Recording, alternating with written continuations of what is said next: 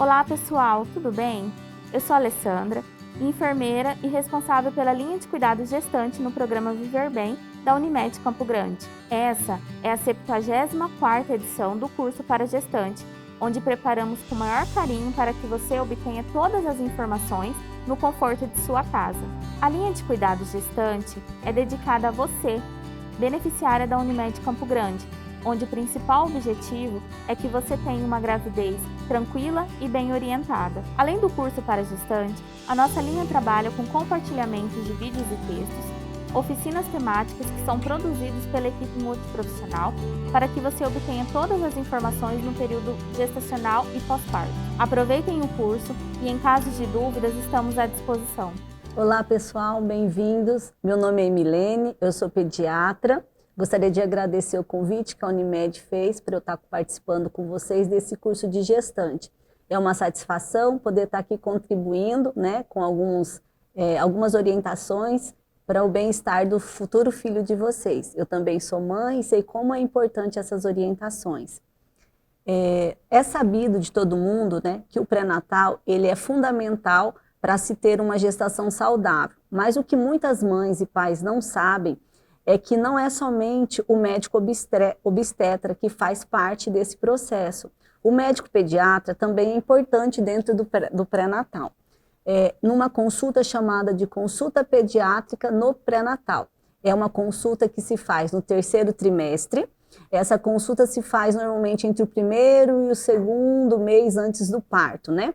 Com essa consulta, o pediatra ele vai tentar tirar os anseios, as dúvidas, os medos desses futuros pais com a chegada desse filho, né? A gente vai fazer informações antecipatórias, propor estratégias ali para situações do cotidiano desse bebê, principalmente dentro da casa dele. Então, o intuito nosso é transformar pais e mães em cuidadores eficazes dos seus filhos, né? Nessa consulta, a gente vai ter vários parâmetros que a gente vai estar vendo, vai estar sendo abordado, né? Alguns parâmetros principais eu coloquei aqui para vocês. Então, primeiro é para você fazer o vínculo do pediatra com esses pais, esse pai e essa mãe, né? É um vínculo muito forte, porque o bem mais precioso dessa família vai estar sendo cuidado por esse profissional. E não vai ficar somente ali na infância, né? É um vínculo que vai por muito tempo, adentrando até a adolescência dessa criança.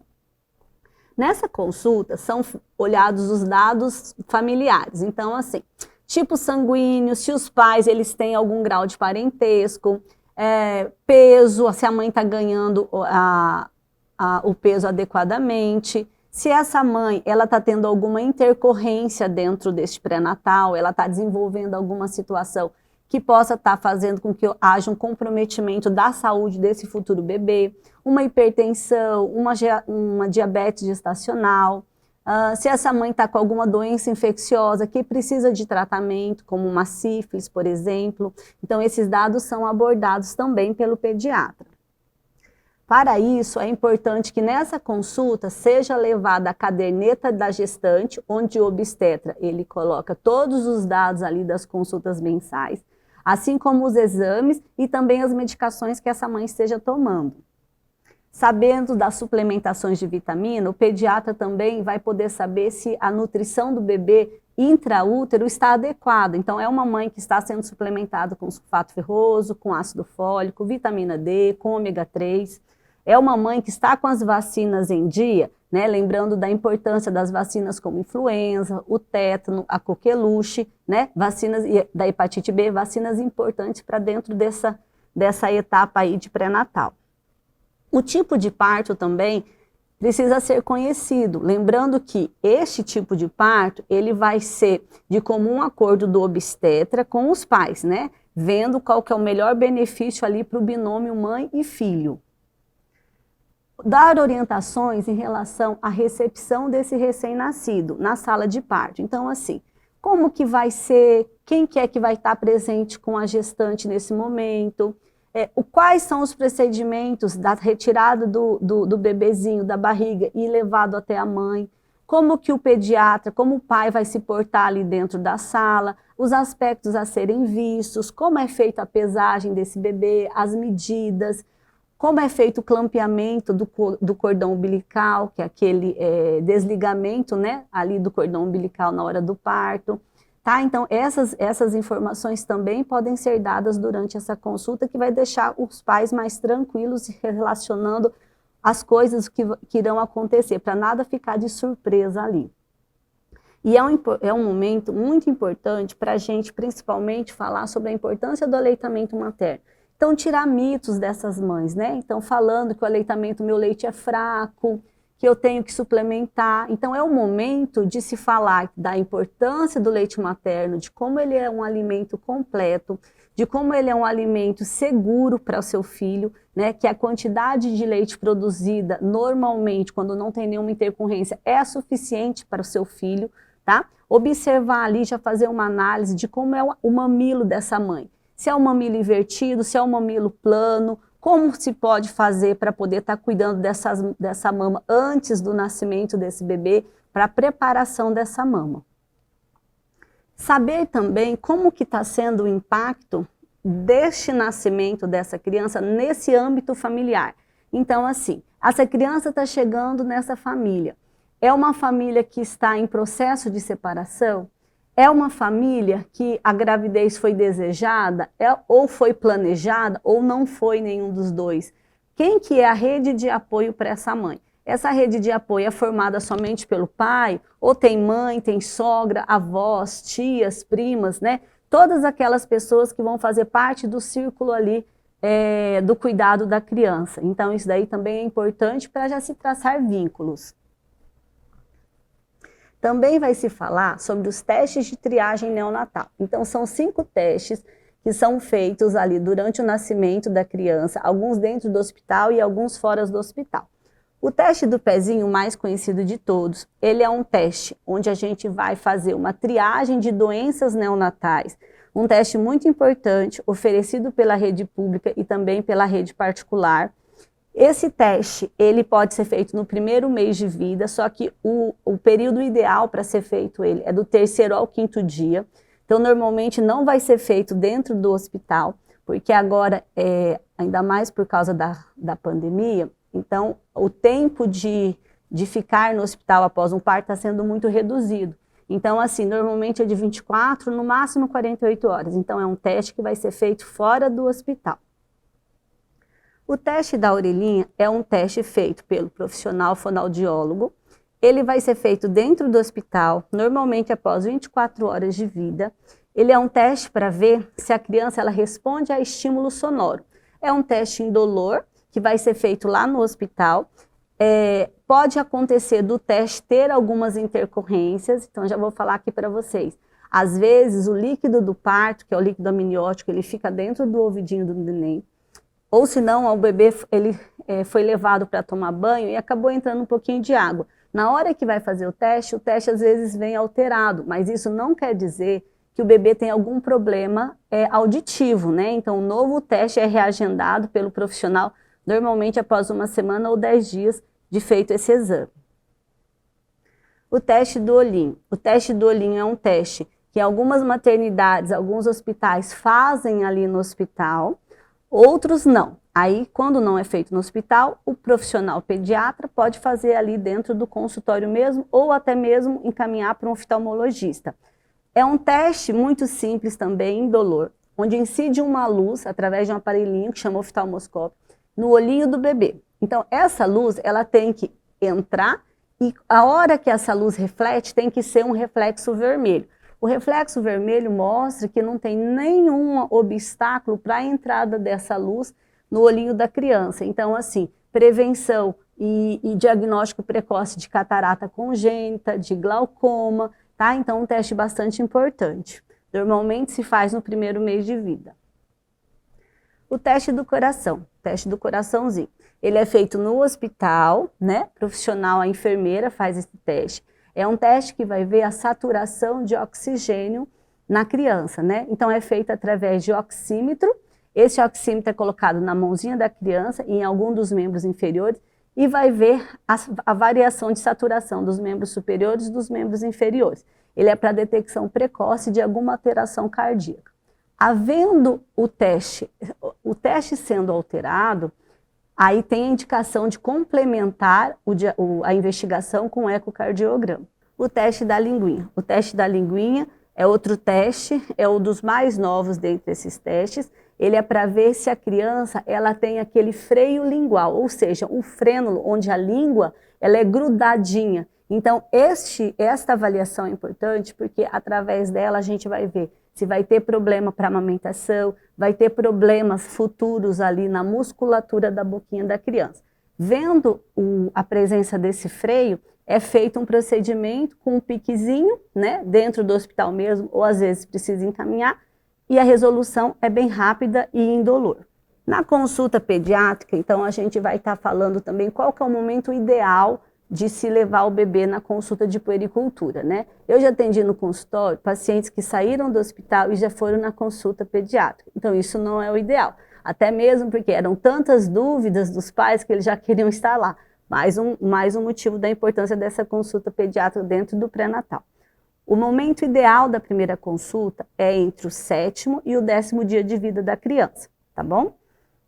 Podendo se estender ou antecipar de acordo com algum motivo de força maior. Nessa consulta pediátrica, lembrar que tem que ser levados os documentos da criança. Qual que é o documento da criança? É a caderneta de vacina. Essa caderneta ela vai ser oferecida lá na maternidade, no hospital, e nela vai estar sendo preenchido lá no hospital com todos os dados de nascimento. O resultado do teste do olhinho, do teste da orelhinha, do teste do coração e do teste da linguinha também vão estar sendo registrados nessa caderneta e o pediatra lá na consulta de puericultura vai poder estar vendo com mais facilidade esses dados. Se é uma criança que teve alguma intercorrência e precisou ficar internada por um período maior de tempo, ela vai ter uma carta de alta. Essa carta de alta também é super importante estar sendo levada na consulta de puericultura. Essa carta ela tem todos os dados que foram feitos, né? Intercorrências, medicações usadas, resultados de exame. Então, isso também facilita a compreensão do que aconteceu nesse período aí. Então, esses são os aspectos abordados, né, nessa consulta pediátrica. Dentro desses aspectos, também tem as dúvidas mais frequentes que os pais levam para o consultório. Então, eu elenquei algumas aqui para poder estar explicando para vocês a fisiologia ou do porquê de acontecer algumas coisas, para vocês saberem o que é normal, o que é esperado e o que não é normal. Quando procurar um atendimento pediátrico ou um atendimento de pronto atendimento numa necessidade maior, tá bom? Então, vamos lá. Uma dúvida que gera nos pais é em relação à fontanela, né? A fontanela é a moleirinha que o bebezinho tem aqui na cabecinha dele. Essa moleirinha, então, normalmente a gente tem a moleirinha anterior, que é a fontanela anterior, ela é chamada de bregmática. E tem uma posterior. Então, e o que gera dúvida é essa posterior.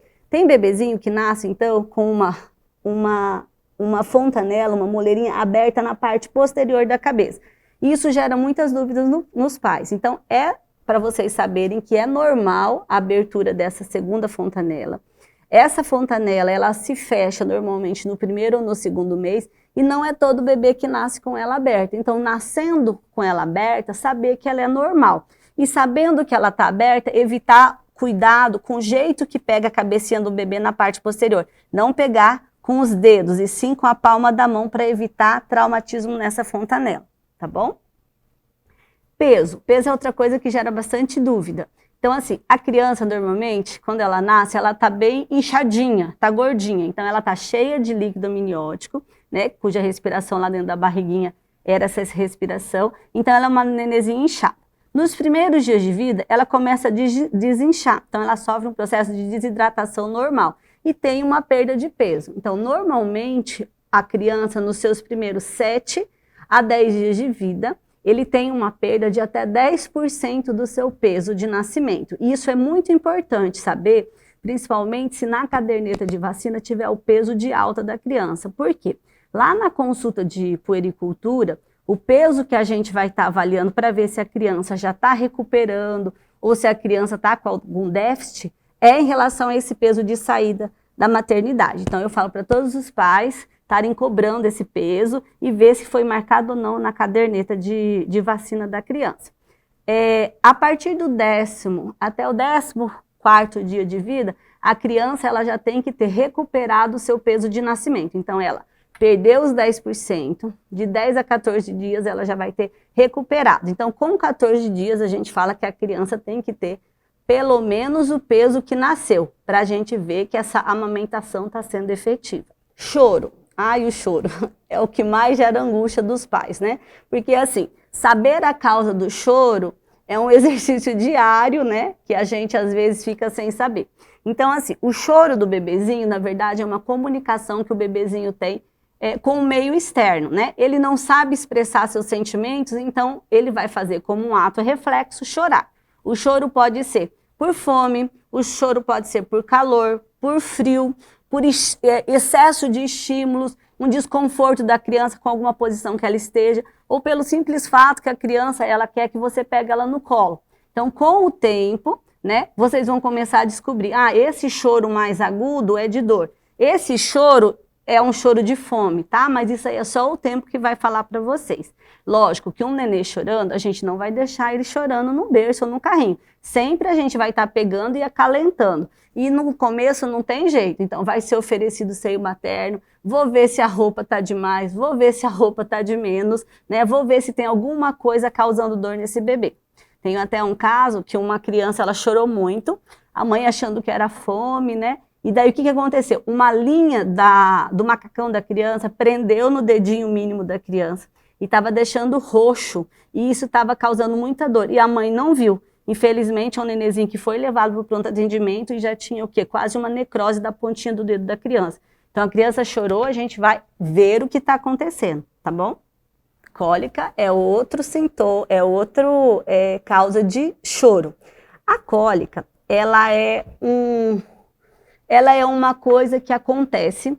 A dura a gente falar assim, a cólica é fisiológica e vai passar. Para aqueles pais que estão vivendo aquele momento ali de choro, que é um momento muito conturbado com cólica, quando você fala isso é muito estressante, né? Mas infelizmente é verdade. A cólica ela é fisiológica, né? A cólica vai passar. Normalmente a cólica é definida como períodos de choro ou desconforto que duram mais de 3 horas por dia, por mais de 3 vezes na semana, por mais de 3 semanas seguidas. Então, essa é a definição de cólica.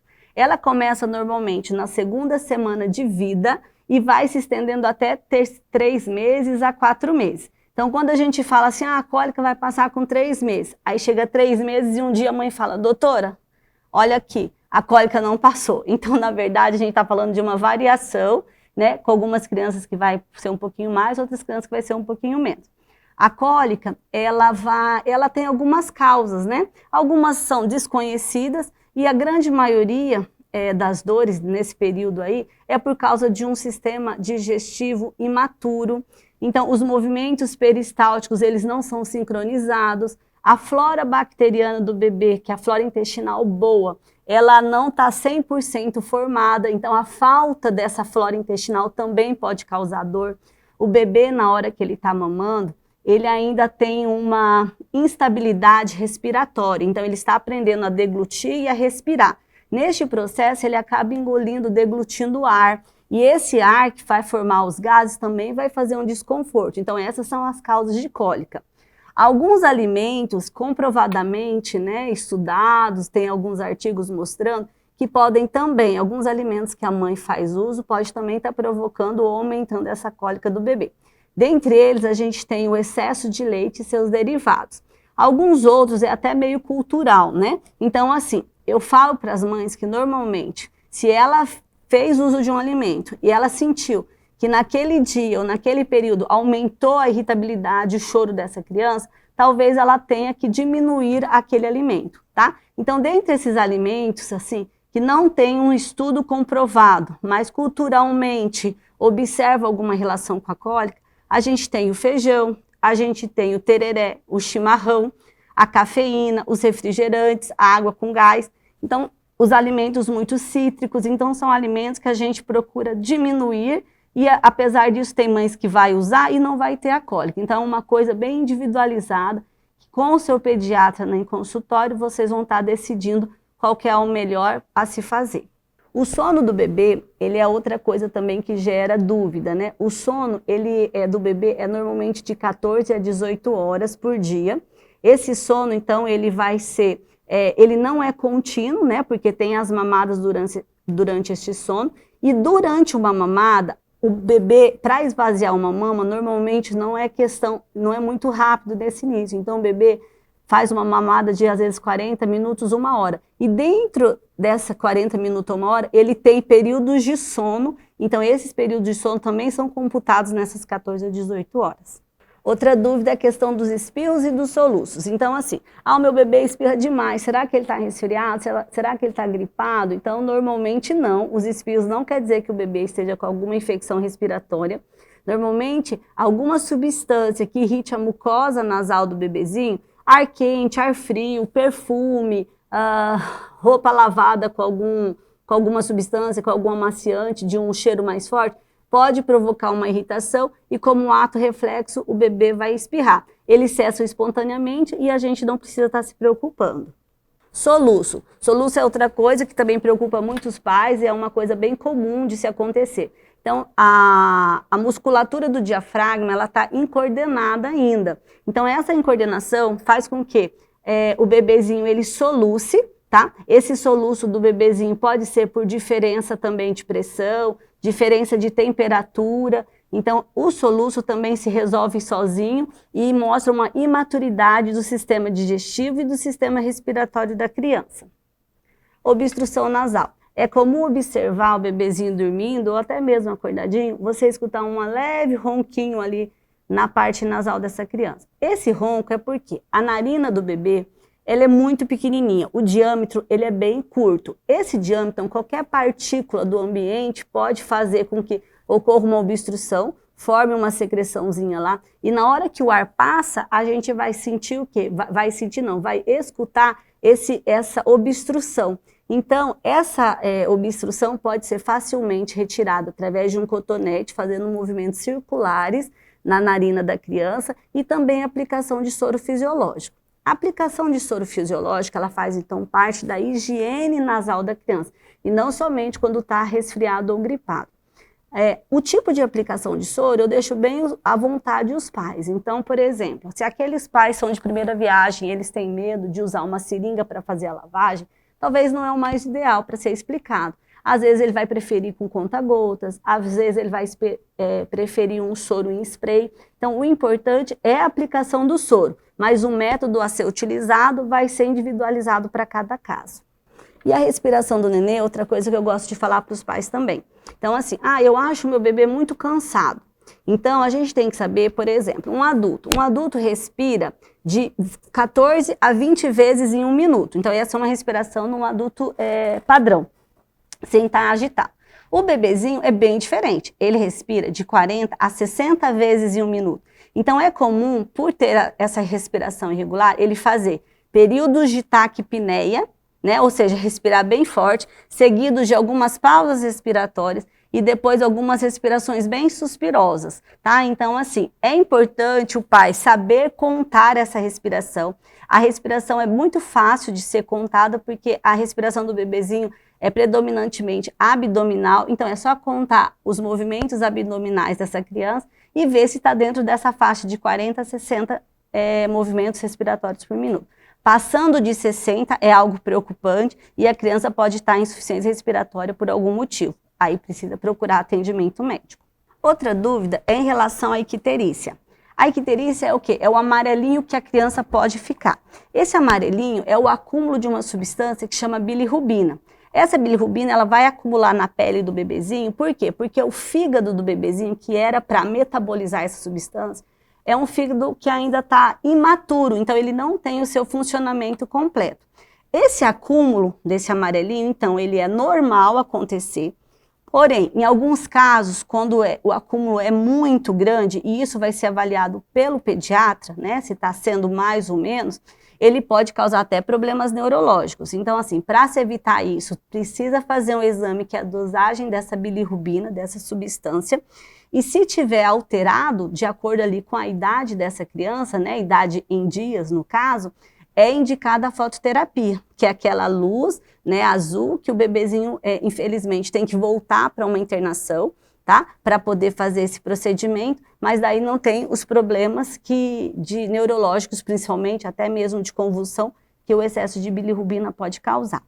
O tomar banho de sol também é outro mecanismo que ajuda, né, para quebra dessa bilirrubina, tá? Então, banhos de sol, eles são indicados para as crianças de 10 a 15 minutos no dia, né? Lembrando que é no sol antes das 10 horas e no sol depois das 16 horas, mas esse negócio tem que tomar um pouquinho de cuidado aqui em Campo Grande, porque, por exemplo, um sol das 9 horas é muito forte, né? Então tem que ter o bom senso ali. Às vezes a gente vai ter que dar um banho de sol bem mais cedo ou bem mais tarde, tá? E o banho de sol também, ele é importante para a fixação da vitamina D, tão importante para a nutrição óssea do bebezinho.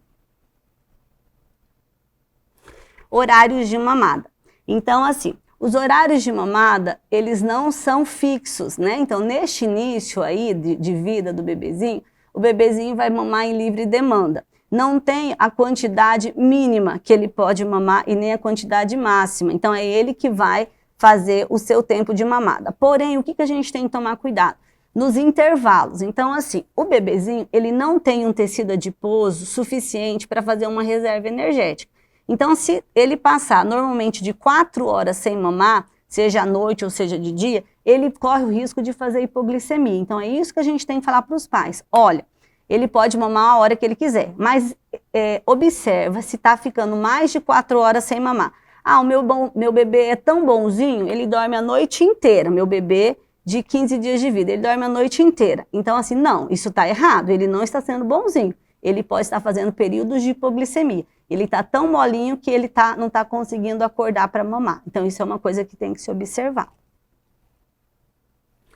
O colocar para rotar. Colocar para rotar é o seguinte, antigamente a gente precisava escutar o barulho do arroto, né? Que é o quê? A deglutição de ar durante a mamada. Só que agora, o que a gente fala é o seguinte, o bebê fez uma mamada, e aí, na hora de retirar ele ali do seio materno, a gente vai colocar ele em posição mais elevada, ele não precisa ficar em pé, ele pode ser simplesmente mais inclinado. E você vai ficar cerca de 20 minutos, de 20 a 30 minutos, 20 minutos já está suficiente.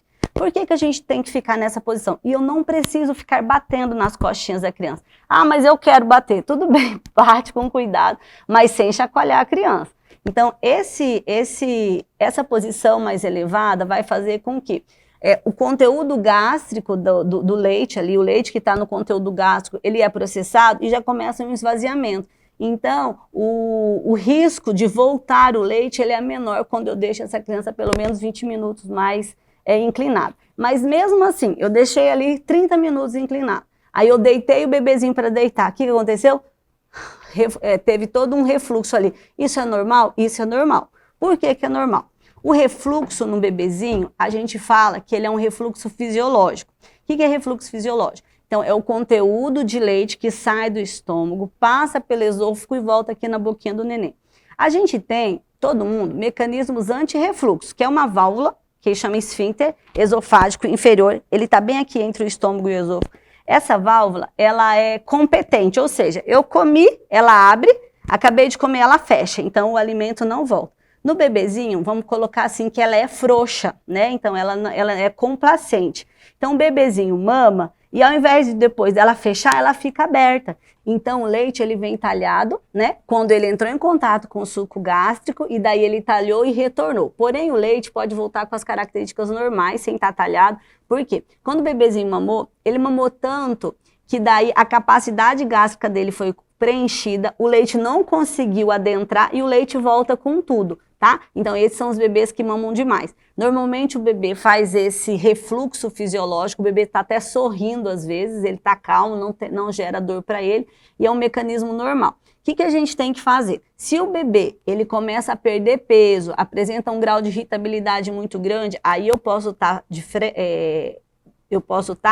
frente a um caso de doença do refluxo. Aí sim eu tenho mecanismos para serem feitos, medicações para serem feitas, mas não é o caso da maioria dos bebês. As medidas anti-refluxo, ou seja, alguns travesseirinhos que tem, que eles têm um ângulo de mais ou menos 30 graus, é indicado para estar deitando esse bebezinho de barriguinha para cima, e aqueles 20 minutos que eu falei para vocês de deixar o bebê na posição mais ereta, para poder o conteúdo gástrico ser mais esvaziado. Em relação à cor das fezes do bebê, então o bebê em aleitamento materno exclusivo, ele vai ter cores variáveis, né? Até 3 dias de vida, o cocô ele vem preto, ele parece uma graxa e esse cocô é chamado de mecônio. Depois do 3º ou 5º dia de vida, o cocô começa a mudar a sua cor. E ele vai ter as tonalidades do amarelo, eu falo assim, que são todas as tonalidades do amarelo e todas as tonalidades do verde. Isso são fezes normais do bebezinho. A mais marcante, mais predominante é a cor de amarelo gema, tá? Então o cocôzinho, ele é mais diarreico, tá? Então ele não vem fezes moldadas, ele sempre é mais diarreico, então isso são fezes normais. Já a urina do bebezinho, então assim, se é o bebezinho que você troca as fraldas com regularidade, quer dizer que é um bebê que está bem hidratado, ele está mamando muito bem. É comum na primeira semana de vida, às vezes, na urina do bebê, você observar uma coloração alaranjada ou até avermelhada. Já vi também a azulada, né? Então, isso daí é normal e ele representa o quê? A eliminação de uratos que ficam ali na uretra do bebezinho. Então, isso daí é uma fase de transição ali da parte urinária do bebê e não tem nenhum problema acontecer isso. Limpeza do coto umbilical.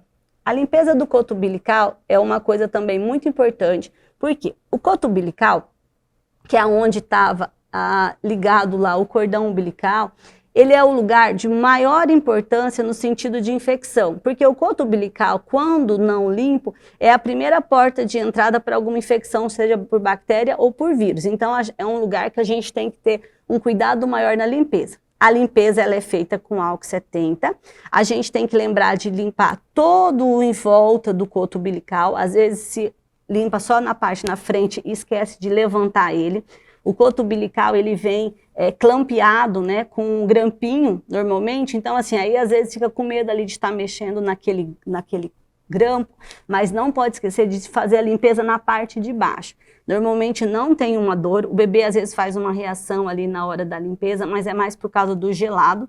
Lembrar que esse coto, ele tem que ser bem limpo para ele fazer a sua desidratação e a sua mumificação e depois a sua queda. A queda também é bastante variável. É mais ou menos de 3 até 15 dias, mas tem casos que a queda é com 30 dias, tá? Então isso tem que ser avaliado se está normal ou não. Quanto mais grosso o cordão umbilical, mais demorado é a sua queda. Os banhos do bebezinho, então assim, o banho ele gera uma perda de calor. Então os banhos nesse primeiro momento ali, no primeiro mês de vida, normalmente a gente pede para fazer um banho somente, tá? Para evitar essa perda de calor e também para evitar uma possível perda de peso. Porém, a gente mora num lugar que é muito quente, então às vezes um banho só não é o ideal. O nenê fica irritado, começa a ter até alterações de pele por causa do calor. Então a gente fala que um banho, ele vai ser com sabonetinho, sabonete neutro, sabonete ali específico para o bebê. O outro banho, se precisar dar um segundo ou até mesmo um terceiro banho, somente com água para poder estar refrescando esse bebezinho, tá bom? E são banhos rápidos. Uso de perfumes. Os usos de perfumes dos pais, a gente fala para evitar. A gente não usa perfume na criança, a gente fala que o cheirinho dela é característico da criança, eu não preciso colocar nenhum perfume. A gente tem casos de dermatite e de alergia, então o bebezinho ele tem uma sensibilidade maior, justamente pela sua imaturidade imunológica, então é muito fácil a gente ele poder apresentar alguma alteração de pele ou até respiratória por conta desses produtos, né? Assim como amaciantes, lembrar que os sabonetes para o banho do bebê são sabonetes neutros, são sabonetes à base de glicerina também e com o mínimo de cheiro possível. A lavagem das roupas do bebê, o ideal então é sabão de coco ou sabonetes neutros também. E as trocas das fraldas. Nas trocas das fraldas do bebezinho, o ideal é que você use o quê? Água e um algodão. O lenço umedecido, né, por mais que o lenço umedecido que eu comprei é de recém-nascido, mas os lenços umedecidos, ele tem substâncias, eles têm fragrâncias dentro dele, e isso pode ser irritativo para a pele do bebê. a gente deixa o lenço umedecido para uma eventualidade, ou eu precisei sair e não tinha como, acabei usando o lenço umedecido. Mas no dia a dia, eu falo que tem aqueles disquinhos de algodão, né, que tem uma superfície, tem uns quadradinhos redondinhos, água corrente ou uma aguinha morna, e a limpeza se faz com esses disquinhos, e daí já limpei ali, joguei fora. O uso de pomadas anti-assaduras, ele é indicado, porém não precisa eu usar em todas as trocas de fralda, porque eu preciso também deixar essa área ali para respirar, né? Então a gente fala que a gente precisa deixar a área ali de contato com as fraldas para dar uma respirada, para poder fazer com que não ocorra o aparecimento de fissuras ou aparecimento de alguma dermatite ali na região de fraldas. Bom, então era isso que eu tinha para falar para vocês. Espero ter tirado algumas dúvidas. Na consulta com o seu pediatra, vocês vão poder estar reforçando isso que eu falei, fazendo novas perguntas, e foi muito bom estar aqui com vocês. Obrigada.